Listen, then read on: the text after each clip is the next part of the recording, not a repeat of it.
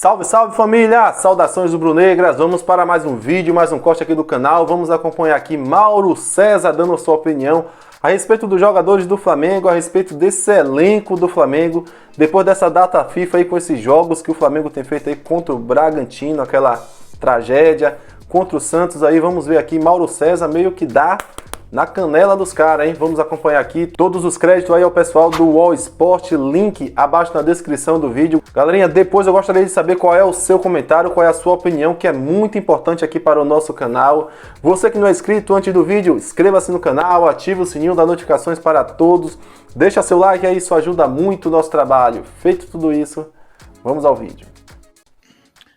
Eu chamo de instabilidade, porque é impressionante, né? O Flamengo sofreu 73 finalizações nos 3 últimos jogos pela Série A.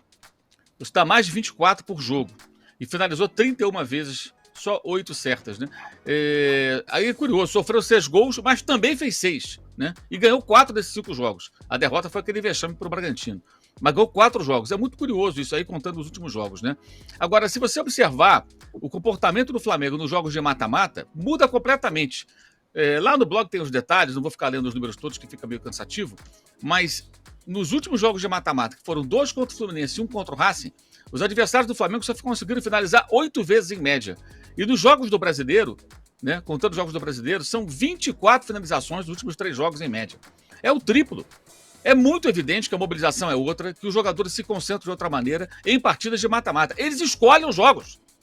Eles não entram nos jogos do Brasileiro com o empenho, a concentração, a mobilização que o campeonato exige. Vão pelo atalho. Modus Renato Portaluppi. Vão na Copa, que é mais fácil. Eu jogo menos partidas, premiação altíssima, posso ser campeão, como foi no ano passado. Está muito claro. E isso é reflexo da permissividade que impera dentro do Flamengo. Os jogadores escolhem jogos. Não queriam treinar tantas vezes como o São Paulo quis treinar agora no período da data FIFA.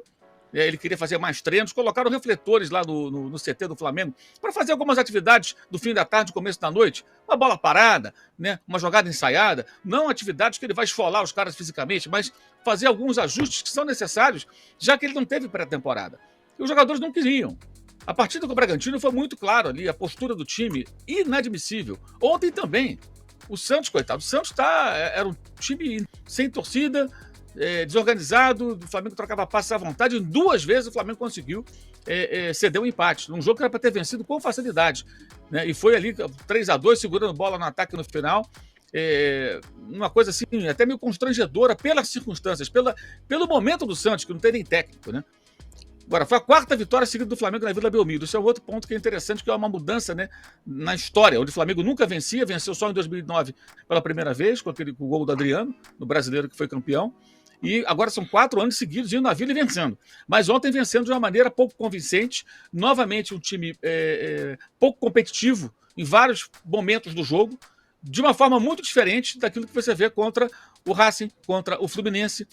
Contra o Fluminense, por exemplo, o Fluminense, mesmo 11 contra 11, antes da expulsão do Felipe Melo, só finalizou 3 vezes. Foram 7 naquele jogo, 9 no outro jogo. E agora, contra o Racing finalizou 8 vezes. Até mais do que o Flamengo, que finalizou 6. Por outro lado, dessa vez, agora, nos últimos jogos, 24. Só o Bragantino foi 36 finalizações. O Santos arrematou 12 vezes ontem contra 10 do Flamengo. Ou seja, os adversários finalizam com facilidade porque o time ele é frouxo em alguns momentos. Ele não é competitivo bastante. Agora, nos jogos de mata-mata, muda tudo. O Fluminense aqui é o bom e tal, aí eles se mobilizam, vão lá e jogam merecidamente, eliminam o Fluminense. O Racing, o jogo de classificação, Libertadores, não podemos ser eliminados. Olha aí o Alca chegando, aí é outra mobilização, um jogo chato, encardido, não jogou bem, mas compete, não permite que o adversário chegue a toda hora na frente da sua área para finalizar. E quem que cobra isso? Só o técnico cobra isso. Só o técnico vai cobrar, mais ninguém. A única chance do Flamengo daqui para o restante da temporada no Brasileiro, eu não vou falar dos mata-mata, porque é claro que eles jogam de outra forma. É o São Paulo, com a chegada de alguns jogadores, conseguir arrumar um pouco mais a defesa. Ele não sabe arrumar a defesa. Em 2019, o Santos teve a 4ª melhor defesa do campeonato. Tomou 34 gols, Palmeiras e Atlético Paranaense 32, e o São Paulo tomou 30 gols. Ou seja, teve uma das melhores defesas. Então, essa história, não sabe montar... Não é bem assim. E ontem não foi uma questão de comportamento coletivo. O erro do Wesley, do primeiro gol do Santos, é absurdo. Depois falha o goleiro e falha também o Ayrton Lucas, no gol do rebote, segundo gol do Santos. Ou seja, muitas falhas de concentração, de posicionamento, erros primários até, individuais que são cometidos. Mas a chance dele, me parece, se o Alan de fato chegar, mais o Luiz Araújo, quem sabe o Rossi ali para dar um pouco mais de briga pela posição de goleiro, ele conseguir com alguns jogadores com os quais ele pode sempre contar, montar um time que vai realmente competir jogo após jogo. Porque esse time escolhe o que quer fazer. Isso não é um elogio, nossa, o time que pode escolher. Não, não pode escolher. Não deveria escolher, mas está escolhendo.